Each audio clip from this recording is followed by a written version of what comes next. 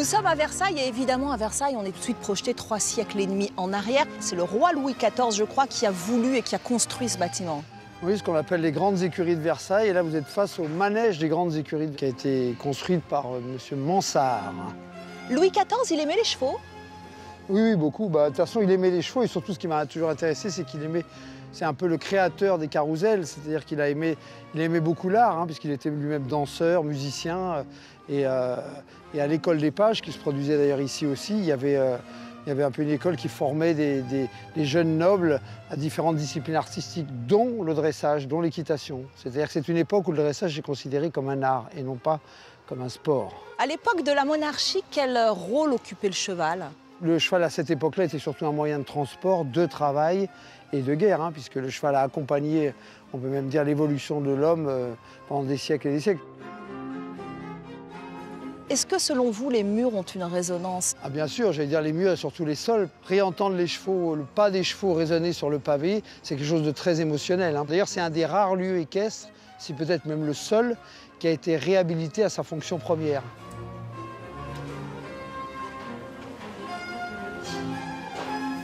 Bonjour Bartabas. Bonjour. Nous sommes ravis de vous accueillir dans ce Paris des Arts. Vous êtes le fondateur du théâtre équestre Zingaro, le fondateur aussi de cette académie équestre de Versailles, écuyer d'exception évidemment, mais pas seulement, auteur, réalisateur. On va parler de toutes vos passions, mais avant on va visiter ces lieux chargés d'histoire. Très bien, allons-y.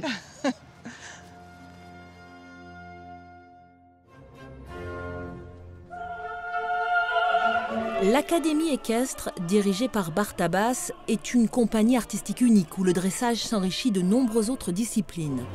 Le manège a été conçu comme un décor de théâtre. Les écuries, elles, ont été réhabilitées en boxe individuelle pour accueillir une cavalerie d'une 40aine de chevaux.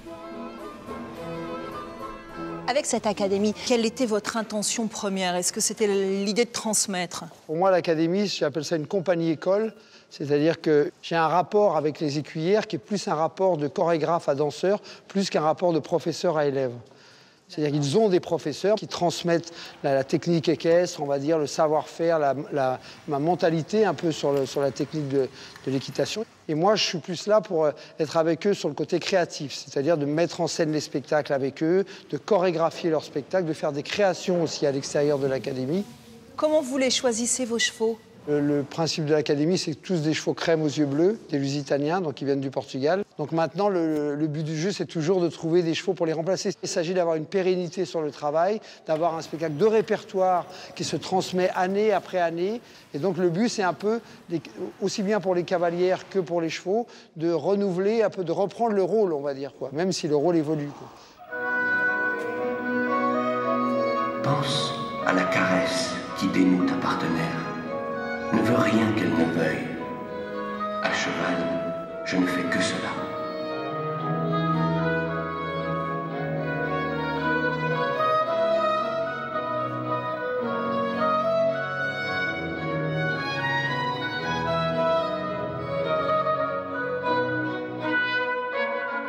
Cette salle de spectacle, elle a été conçue comme un décor de théâtre.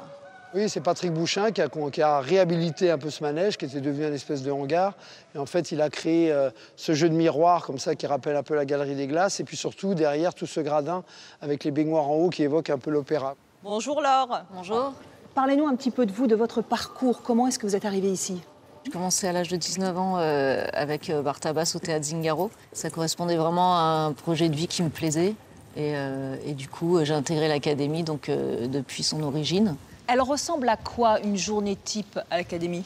Alors, une journée type, c'est chaque écuyère a environ 3 chevaux ou 4 chevaux à sortir. Et il y a des cours artistiques, donc on a des professeurs qui viennent à domicile. On a la chance d'avoir une magnifique salle de danse là-haut et salle de musique. D'abord, elle leur enseigne surtout une excellence dans le travail du dressage. Il y a pas mal de chevaux qu'on a débourrés nous et dressés nous. C'est très important pour nous d'être dans le respect de la tradition française.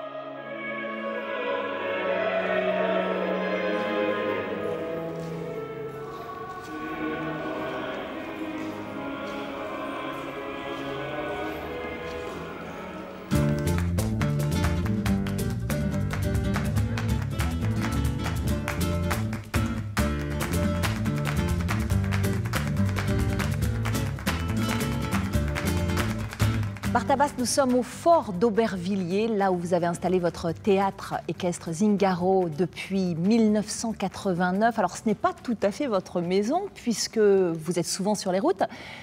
Qu'est-ce que c'est exactement? C'est le lieu de la création? C'est notre base quand même. Hein. C'est le camp de base. Oui, c'est le camp de base. On revient là entre les tournées à chaque fois parce qu'on n'enchaîne jamais des villes. Hein, comme il faut remonter le chapiteau. Puis des fois, c'est des voyages en avion qui sont très longs pour aller très loin. Quoi. Donc on revient toujours ici au moins un mois et on repart. Donc il y a toujours une alternance. Et puis de toute façon, on joue tous les hivers ici depuis maintenant plus de 35 ans. Quoi. Dans Manifeste pour la vie d'artiste, publié en 2012, vous dites que vivre sur les routes, c'est faire le choix d'une vie à échelle humaine, vivre sur la terre sans la perdre de vue. Qu'est-ce qu'elle implique exactement, la vie de nomade? Tout notre mode de vie est calqué sur le fait de vivre avec les chevaux. Les chevaux, c'est un peu comme des enfants. Hein. C'est-à-dire que tu en es responsable 24 heures sur 24, pas juste le temps de faire un spectacle pendant 1 heure. Donc de là est venu à l'origine le fait de vivre en caravane. Ici, dans le théâtre Zingaro, aucun n'est d'origine de voyageurs ou de circassiens. On vit en caravane par choix pour pouvoir être avec nos chevaux. Quoi. Comme je dis souvent, les humains ont choisi de travailler avec moi, donc ils peuvent s'offrir un peu. Mais les chevaux, on a choisi pour eux. Donc on leur doit d'autant plus d'amour et d'attention qu'ils n'ont pas choisi d'être là. Quoi. Vos spectacles sont uniques, poétiques, oniriques, acrobatiques, évidemment. Je sais que vous veillez toujours à surprendre le public. C'est l'une de vos préoccupations. Comment est-ce que vous les construisez, ces shows, ces spectacles? Qu'est-ce qui vous guide? Vous savez, c'est assez proche d'un chorégraphe avec sa troupe. C'est-à-dire que le théâtre équestre Zingaro, c'est une troupe qui est mi-homme, mi-chevaux. C'est-à-dire que les gens ne sont pas engagés pour un spectacle. Ils font partie de la compagnie comme les chevaux. Il y a des chevaux que j'ai gardés plus de 30 ans, plus de 25 ans. Et voilà, donc à charge pour moi de les revoir, de les revisiter à chaque spectacle, de m'adapter même à leur vieillissement. C'est-à-dire que leur performance devient de plus en plus courte à partir du moment où ils ont plus de mal, un peu comme un vieux danseur. Il est encore très bon, un danseur étoile, il peut être encore très bon, mais voilà, 2-3 minutes, pas un spectacle entier. Quoi. Alors après, bon, à chaque fois, on se réinterroge. C'est-à-dire que qu'est-ce qu'on va chercher dans notre relation au cheval? Heureusement qu'à 60 balais, je ne vais pas chercher la même chose qu'à 20 ans dans ma relation au cheval, ça serait grave. Quoi. Donc voilà, tu mûris, tu vieillis, tu es cabossé par la vie, et dans ton rapport au cheval, forcément, il évolue. Quoi.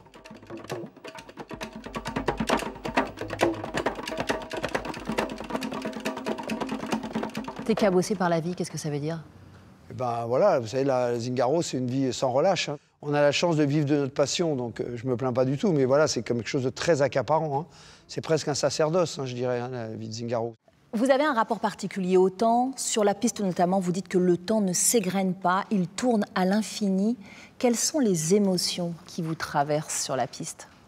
En tant que metteur en scène, quand je crée un spectacle, pour moi, la définition du metteur en scène, c'est de trouver le temps juste qu'il faut à une image pour s'imposer. Donc parfois, ça va être un temps assez long, ou presque, on va s'ennuyer un petit peu pour pouvoir apprécier le détail. Et d'ailleurs, dans mes spectacles, je ne raconte pas d'histoire. Hein. C'est-à-dire qu'on est là pour communier ensemble. Les cavaliers sont là pour monter à cheval, les chevaux pour être les chevaux, les musiciens pour jouer de la musique, les danseurs pour danser. Et on fait ensemble, voilà, on officie, on va dire. Quoi. Voilà, donc ça, c'est une notion pour moi qui est très très importante.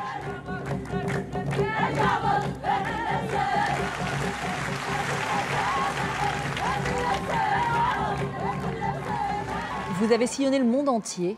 Vous avez dressé votre chapiteau à New York, Hong Kong, Tokyo, Moscou. Il faut avoir quand même un sacré grain de folie pour se lancer dans une aventure aussi audacieuse. Encore une fois, c'est pas quelque chose qu'on avait prévu au départ. Voilà, on a commencé. Moi, j'ai commencé dans la rue, hein, ce qui m'a bien fait comprendre la notion de. Il suffit pas de croire qu'on est bon. Il faut aussi que le public s'arrête et paye, quoi. Donc, il faut savoir le retenir, il faut savoir le capter, quoi. La forme est très importante. Donc, petit à petit, voilà, on a intéressé de plus en plus de gens en France, à l'étranger, un peu partout. Vous êtes aussi un amoureux des mots. Vous avez publié plusieurs ouvrages. Le dernier s'intitule « D'un cheval l'autre ». Et donc, cet ouvrage rend hommage à tous ces chevaux qui ont partagé, je peux le dire, votre vie. Oui. J'aimerais qu'on s'intéresse au tout premier, parce qu'évidemment, le premier amour, il est indélébile. Il s'appelle Zingaro. Oui, c'est pas le tout premier, mais c'est le premier de l'aventure Zingaro. C'est celui qui a donné son nom au théâtre. Au théâtre. Et c'est une relation qui ne s'est pas construite forcément de manière totalement fluide, totalement évidente. Ah ben non, parce que c'est un peu le fer de lance, parce que voilà, c'est un gros frison noir très impressionnant. J'avais un rapport un peu comme deux partenaires, deux comédiens, j'ai dit les yeux dans les yeux, quoi. Ouais, c'est-à-dire que voilà, puis on se connaissait tellement, pendant 17 ans ça a duré, hein, donc il a création après création. À chaque fois, on revisitait un peu notre rapport, mais c'était un rapport presque improvisé, hein. On se retrouvait le soir et hop, d'un regard, d'un mouvement, on se comprenait, quoi. Je l'ai monté qu'une seule fois pour la première fois, voilà, ce que je raconte d'ailleurs dans le livre, qui est une aventure assez extraordinaire, parce que je n'étais plus un cavalier. cavalier, j'étais un homme transporté sur un cheval qui était en fait en liberté. Et donc j'ai ressenti une espèce d'extase, on peut parler de ce mot-là, dans la nature, quoi. J'étais presque comme un cheval, quoi, en fait. Alors, vous parlez d'extase, moi c'est ce qui m'a beaucoup troublé dans votre récit, c'est qu'il est extrêmement charnel. Vous mettez en avant des émotions, des sensations, c'est ce qui reste à la fin quand on convoque tous ces souvenirs? Ah bah, c'était même le point de départ du livre, c'était d'essayer de faire revenir, non pas un historique de l'histoire de Zingaro et même des chevaux, mais en quoi ils m'ont construit déjà, et qu'est-ce qu'ils m'ont laissé. Mais quand je dis qu'est-ce qu'ils m'ont laissé, c'est même physiquement, quoi. Comme tu te souviendrais d'un regard de quelqu'un, d'une caresse. Voilà, c'est très charnel, c'est très physique, parce que d'abord, le rapport au cheval, il passe par le corps. Hein, parce que, comme j'ai dit, à cheval, on pense avec les fesses, quand même. C'est pas un rapport intellectuel, quoi. Hein. Votre dernier cheval, il s'appelle Tsar. Vous avez créé avec lui un spectacle solo. Vous avez toujours eu besoin de mettre en scène des spectacles très intimistes, des sortes de face-à-face, qui contrastent avec les autres spectacles. Oui. Dans ce face-à-face en particulier avec Tsar, qu'est-ce que vous racontez? Là, c'est vraiment une écoute réciproque. Je fais ce pari, d'ailleurs c'est très épuré, il n'y a pas de musique. Hein. C'est vraiment accepter d'être au service du cheval. Ce que le cheval va demander comme travail, c'est ce que je vais lui demander. C'est le cheval qui fait sa propre musique, qui n'est même pas une musique, c'est faire ressentir au spectateur ce que moi j'entends du haut du cheval, quoi. Ce qui m'intéresse, c'est juste de ne pas tricher, d'être là. Et c'est dur à faire, hein, parce que de s'abandonner complètement à l'écoute du cheval et prendre le pari que de cette écoute va générer une émotion que les gens vont ressentir. Oula, il vient de se mettre à pleuvoir, je crois. J'adore la pluie. C'est le moment d'y aller pour nous, mais on va aller voir l'un de vos amis, Alexandre Tarot, avec lequel vous avez collaboré. Collaboration inoubliable. Bah, d'abord, c'est un grand artiste, quoi. Pour moi, il fait partie des grands. Ils ont la simplicité des grands. Il a cette espèce de pureté des grands, quoi. Et ça, c'est très rare.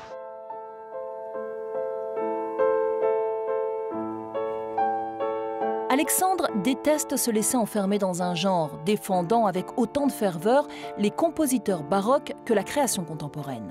Il s'autorise toutes les incursions, ne boudant ni la variété ni le cinéma. Acteur né, c'est lui que Michael Haneke avait choisi pour incarner un pianiste dans son film Amour, Palme d'Or à Cannes.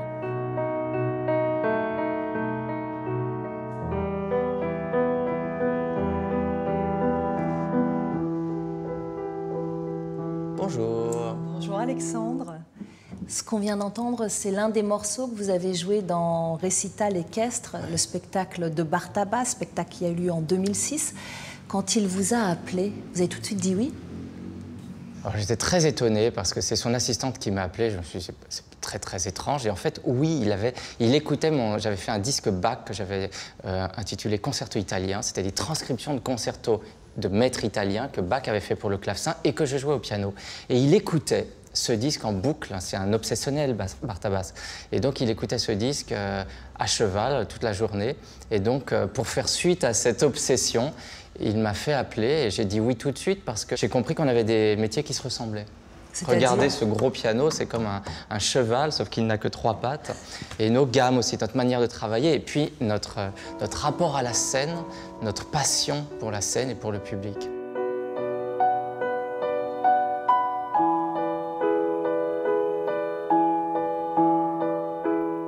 Comment vous pourriez la décrire, cette collaboration? Qu'est-ce qu'elle vous a apporté? Cette collaboration, elle m'a apporté énormément. Je trouve que quand il s'agit de personnes aussi géniales que Bartabas, même s'il ne joue pas de la musique, on n'entend pas les choses de la même manière, on va créer un terrain commun. Et il a travaillé comme avec des calques, c'est-à-dire qu'il m'a dit non, tu joues et fais comme un concert. D'ailleurs, ça s'appelait Récital équestre. Je jouais comme j'aurais joué seul sur scène, sauf que j'avais 40 chevaux autour de moi et que c'était un petit peu perturbant au départ. Vous avez toujours été très ouvert à une grande variété de styles, de genres. En 2017, vous avez sorti un album de reprise hommage à Barbara. Pourquoi? Barbara m'accompagne depuis l'adolescence, comme beaucoup de gens. Je l'ai écoutée, j'étais au creux de mon lit la nuit. J'étais pas loin d'ici puisque j'étudiais tous les jours au Conservatoire national qui était rue de Madrid à l'époque. J'étais très malheureux au Conservatoire pendant l'adolescence. Et Barbara résonnait, si vous voulez. Elle me consolait, elle me comprenait, elle me parlait de la vie et elle me donnait une direction. Regardez dans le soir qui penche, là-bas se voit l'équivalence. Quelle jolie sa voile blanche qui danse. Quand je me suis penchée sur votre parcours, il y a quelque chose qui m'a beaucoup étonnée de la part d'un artiste de votre renommée. Vous n'avez pas de piano chez vous, mais comment est-ce que c'est possible? Moi, ma manière de travailler plus, de garder le désir, de me mettre en danger, ça a été de vendre mon piano, il y a plus de maintenant 23 ou 24 ans, et d'aller travailler dans des endroits différents. S'enfermer dans des murs qui ne sont pas les nôtres, ne pas avoir la lourdeur de notre quotidien et s'extraire du monde. C'est la meilleure manière de travailler. Merci beaucoup. On se quitte en musique?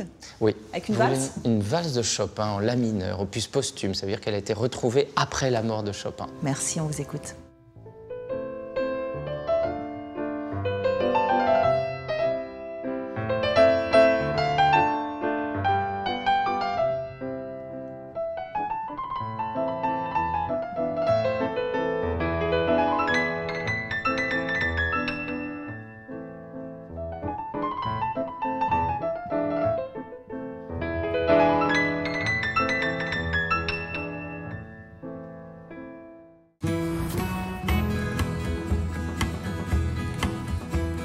On la surnomme l'île de beauté et pour cause, ses plages font sa réputation, mais la Corse, ce n'est pas qu'une carte postale. Nous vous emmenons à la découverte de son identité culturelle et culinaire, de son histoire et de ses artistes qui défendent des traditions ancestrales et portent un regard renouvelé sur cette île française de Méditerranée.